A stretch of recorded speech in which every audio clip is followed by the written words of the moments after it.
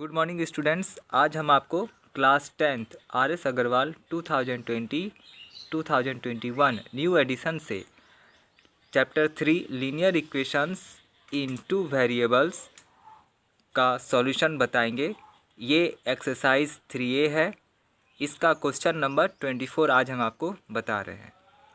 इसके पहले के क्वेश्चंस को हम दूसरे वीडियो में बता चुके हैं। इसका हेडिंग देखिए क्या है।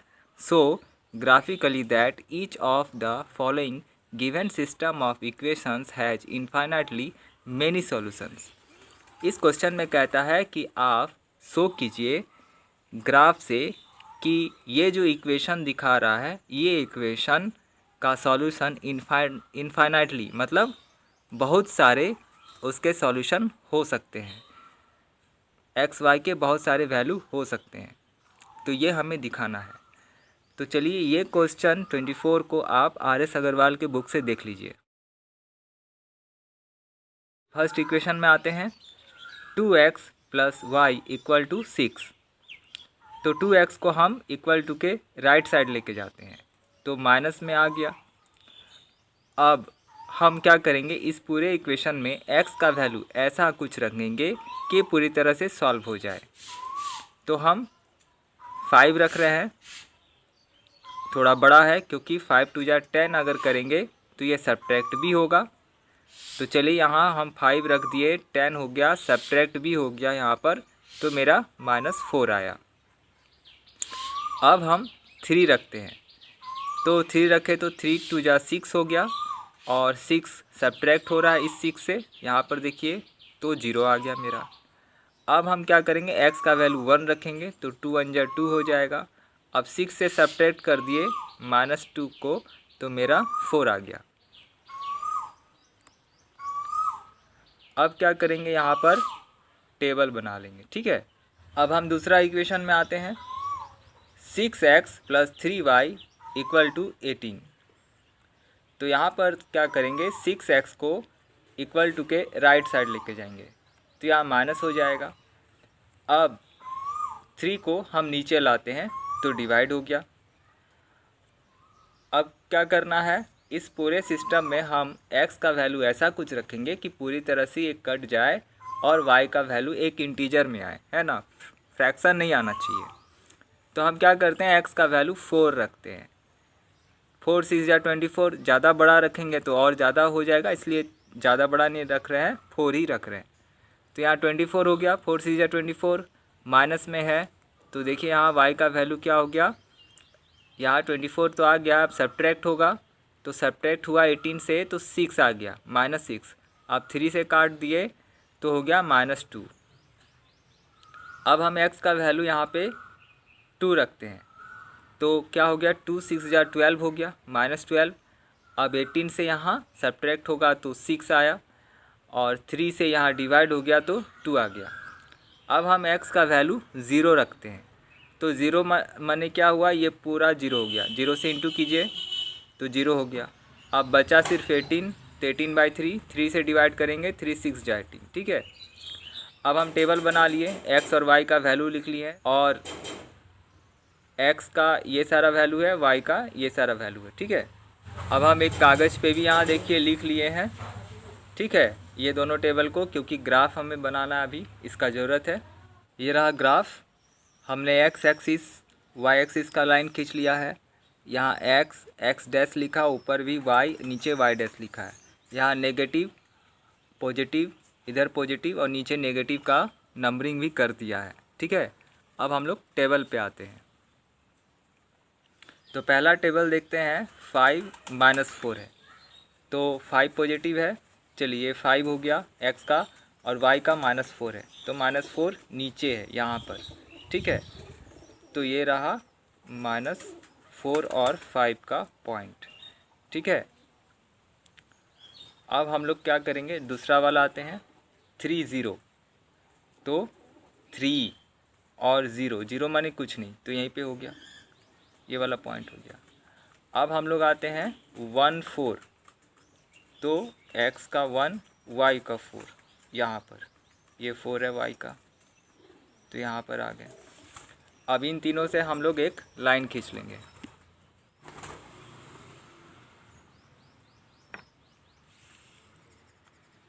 लाइन तो खींच लिया, अब हम इसका कोऑर्डिनेट लिखेंगे। तो यहाँ है 5 माइनस 4, तो 5 माइनस 4 यही है, इसको हम लोग ए मान लेते हैं। 5 माइनस 4 हो गया। उसके बाद 3 0, ये वाला है बी, तो 3,0, इसको सी मानेंगे। ये था 1 4, तो 1,4। अब हम लोग दूसरा टेबल पे आते हैं, तो है 4 माइनस 2, तो ये है 4 और ये है -2, तो यहीं पे पॉइंट हो गया। देखिए इसी लाइन में आ रहा है ना, इसी लाइन में आ रहा है। अब है 2 और 2, तो यहाँ पर x का 2 और y का 2 इस पॉइंट पे मैच हो रहा है। ठीक है, फिर से वही लाइन आ गया। फिर क्या है 0 6, तो x का 0 y का 6, मतलब ये वाला पॉइंट। ठीक है, तो इसी लाइन में आना चाहिए। अब हम लोग लाइन को थोड़ा और आगे बढ़ा देते हैं, इसी लाइन में है।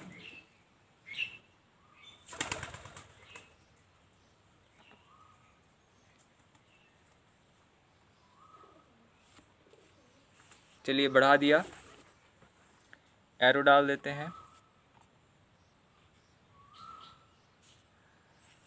अब आप देख रहे होंगे कि दोनों टेबल का एक ही लाइन में आ रहा है। तो एक ही लाइन में होने का मतलब है कि ये दोनों लाइन कोइंसाइड कर रहा है, एक के ऊपर एक है। तो इसका मतलब है कि इसका मेनी सॉल्यूशन होगा, इस इक्वेशन का मेनी यानी बहुत सारे सॉल्यूशन होंगे। जब इस तरह का सिचुएशन हो, एक के ऊपर एक लाइन आ जाए, तो वो होता है इनफाइनाइटली मेनी सॉल्यूशन। अब टेबल 2 का भी हम लोग कोऑर्डिनेट लिख लेते हैं। तो इसको अब हम लोग पी क्यू आर मानेंगे। ठीक है, तो यहाँ मान लेते हैं P, पहला यही है 4 माइनस 2, 4 माइनस 2 यही है, जिसको P मानेंगे। 4, -2, उसके बाद है 2/2, तो ये था P के बाद हो गया Q 2,2, उसके बाद है 0 6, तो इसको R मानेंगे 0,6। ठीक है, तब हम लोग आंसर लिख लेते हैं।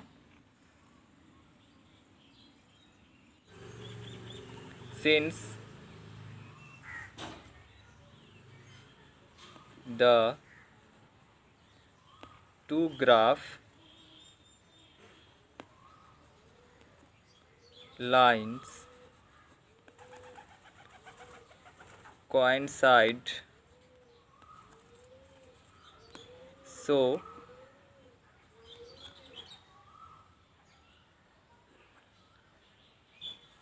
it has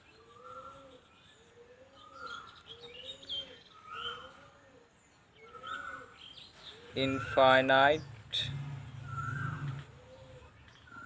number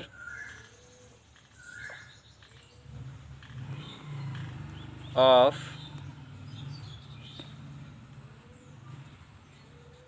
solution। बस इतना ही आंसर आप लोग को लिखना है। ये क्वेश्चन नंबर 25 है। यहाँ लिखा हुआ है x minus 2y equal to 5, दूसरा है 3x minus 6y equal to 15। अब ये वाला क्वेश्चन को एक बार आप RS अग्रवाल के न्यू बुक से देख लीजिए। चलिए अब पहला इक्वेशन में आते हैं। तो इसमें क्या करेंगे, x को इक्वल टू के राइट साइड लेके जाएंगे, तो ये माइनस हो जाएगा। अब यहाँ पर -2 को राइट साइड लाएंगे इक्वल टू के, तो यहाँ पे डिवाइड हो जाएगा। अब ये -2 है, अब इसको प्लस बनाना है, तो ऊपर का जो दोनों साइन है वो चेंज हो जाएगा। यानी y इक्वल टू क्या हुआ -5, यहाँ देखिए प्लस है, यहाँ -5 हो गया, यहाँ -x है, यहाँ +x हो गया, और नीचे जो डिवाइड 2 था वो देखिए यहाँ प्लस हो गया। ठीक है, तो ये मेरा इतना आ गया। अब x का वैल्यू ऐसा कुछ रखिए कि ये पूरी तरह से सॉल्व हो जाए और फ्रैक्शन में नहीं आए। तो हम 5 रखते हैं, सोच समझ के रखना होगा ऐसा कुछ जो पूरी तरह से कटे। तो 5 रखने पे ये सॉल्व होता है। तो +5 अगर रख दिए तो यहाँ -5 और +5 देखिए यहाँ पर आ गया और ये पूरा 0 बन गया, तो y का वैल्यू 0 हो गया। अब x का वैल्यू हम यहाँ पर 3 रखते हैं, तो 3 रखें तो x के जगह पे जब 3 आ गया तो ये सब्ट्रैक्ट हो गया, तो बच गया 2, -2 और नीचे +2, दोनों कैंसिल हो गया तो -1 आ गया। ठीक है, अब x का वैल्यू हम 1 रखते हैं, तो 1 जब रखें तो यहाँ पर 1 हो गया और -5 है, तो -5 से 1 सब्ट्रैक्ट हो गया, बच गया 4, माइनस में है और 2 से डिवाइड किए तो -2 आ गया। अब हम टेबल बना लिए, x y का वैल्यू लिख लिए। उसी तरह दूसरा इक्वेशन में आते हैं, यहाँ पर क्या करेंगे, 3x को इक्वल टू के राइट साइड लेके जाएंगे तो -3x हो जाएगा। बाकी बचा 6 जो माइनस में है, y के साथ है, इसको इधर लाएंगे, डिवाइड हो गया। अब इस -6 को +6 बनाना है, तो ऊपर का दोनों का साइन यहाँ बदल देंगे। ठीक है, तो y का मेरा इतना वैल्यू आ गया। अब x का वैल्यू ऐसा कुछ रखेंगे कि पूरी तरह से कट जाए, तो देखते हैं 1 रखने पे आता है ना, कुछ और रखने पर नहीं आ रहा है। तो छोटा ये 1 है, फिर भी ये कट रहा है, तो यहाँ 1 रख दिए तो 3 1 जा 3 हो गया, तो 15 में 3 यहाँ पर प्लस है और 15 माइनस है, तो दोनों सब्ट्रैक्ट हो गया। तो यहाँ देखिए 12 आ गया, बाकी 6 का टेबल में 12 आता है 2 टाइम में, तो कट गया, लेकिन -2 आया है। ठीक है, अब हम रखते हैं x का वैल्यू -1। जब -1 रखे तो 3 क्या हो गया, माइनस में चला गया, क्योंकि 3 1 जा 3, माइनस आ गया, प्लस माइनस माइनस। अब 15 भी माइनस है तो क्या होगा, दोनों ऐड हो गया, -18 हो गया। अब 6 से डिवाइड करेंगे, 6 3 जा 18, तो माइनस आ जाएगा क्योंकि यहाँ 18 माइनस में है और 6 प्लस पे है। अब क्या करेंगे, x का वैल्यू हम -3 रखते हैं, तो -3 रखे और यहाँ +3 है, तो प्लस माइनस माइनस हो गया और बाकी 3 3 जा 9 हो गया, यानी -9 बन गया। और 15 मेरे पास ऑलरेडी माइनस है, तो ये दोनों माइनस माइनस सेम कैटेगरी हो गया, तो क्या होगा, ऐड हो गया। तो ऐड होके कितना बन गया, 24 है ना। 15 + 9, 15 और 9 को प्लस कर दिए तो 24 बन गया, लेकिन साइन तो माइनस ही रहेगा। और 6 से हम डिवाइड कर दिए तो 6 4 जा 24, तो -4 आ गया मेरा। अब इन दोनों x y का टेबल को हम यहाँ बना लिए, इधर x का वैल्यू इधर y का वैल्यू लिख लिए। ठीक है, अब इस टेबल को हम एक कागज़ पे भी उतार लिए, क्योंकि अभी हमको ग्राफ बनाना है, ग्राफ में ये हेल्प करेगा।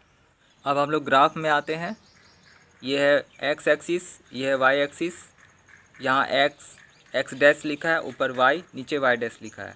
यहाँ हम नेगेटिव पॉजिटिव नंबरिंग किया है, ऊपर भी पॉजिटिव नीचे नेगेटिव का नंबरिंग कर दिया। ठीक है, अब आते हैं टेबल पे। तो पहला टेबल देखिए 5 0 दिया हुआ है ना, तो x का वैल्यू है 5, y का वैल्यू है 0, तो 0 माने कुछ नहीं होता है, तो 5 पे ही आ गया। दूसरा है 3 -1, तो 3 यहाँ पर है और -1 y का यहाँ पर है, तो दोनों को मैच कीजिए तो ये वाला हो गया। फिर है 1 -2, तो 1 और ये है -2, इस पे मैच हो गया। ठीक है, अब इससे एक हम लोग लाइन खींच लेते हैं।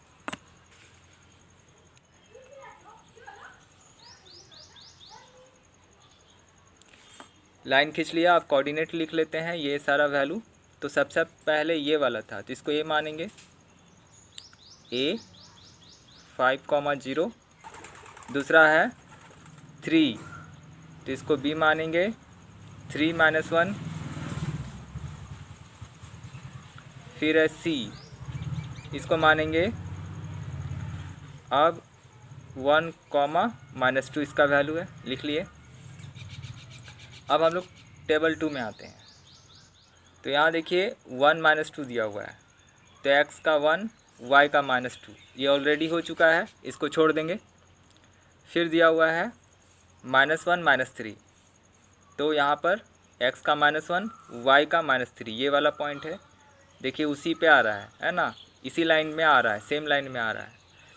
अब है -3 -4, तो x का -3, y का नीचे -4, ये वाला है। ठीक है, तो दोनों मैच हो गया, तो यहाँ पर आ गया। अब हम इससे एक लाइन खींच लेंगे।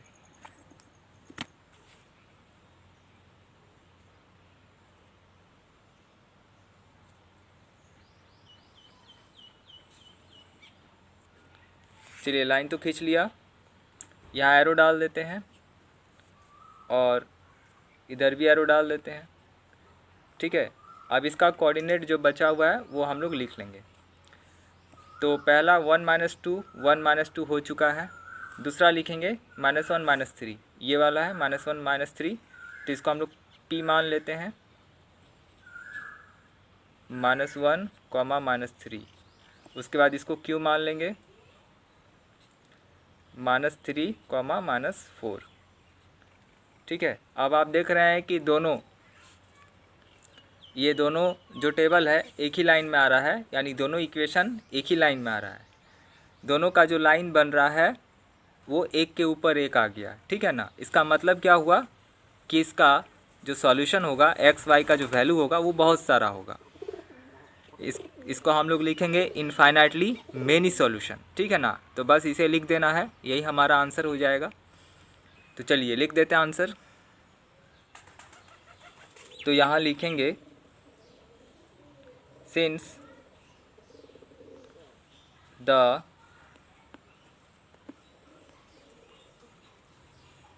To graph lines coincide,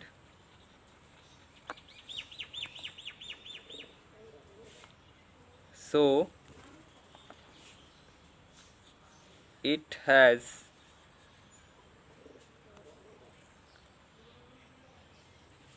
infinite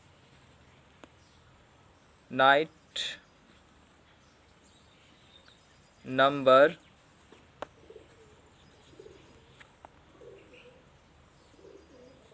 of solution। यही आंसर हो गया, बस इतना ही काम करना है, ठीक है। ये वीडियो कैसा लगा इसके बारे में ज़रूर कमेंट कीजिए। अगर पसंद आ रहा है तो इसे लाइक और सब्सक्राइब कर दीजिए, ताकि न्यू वीडियो और आपको मिलता है।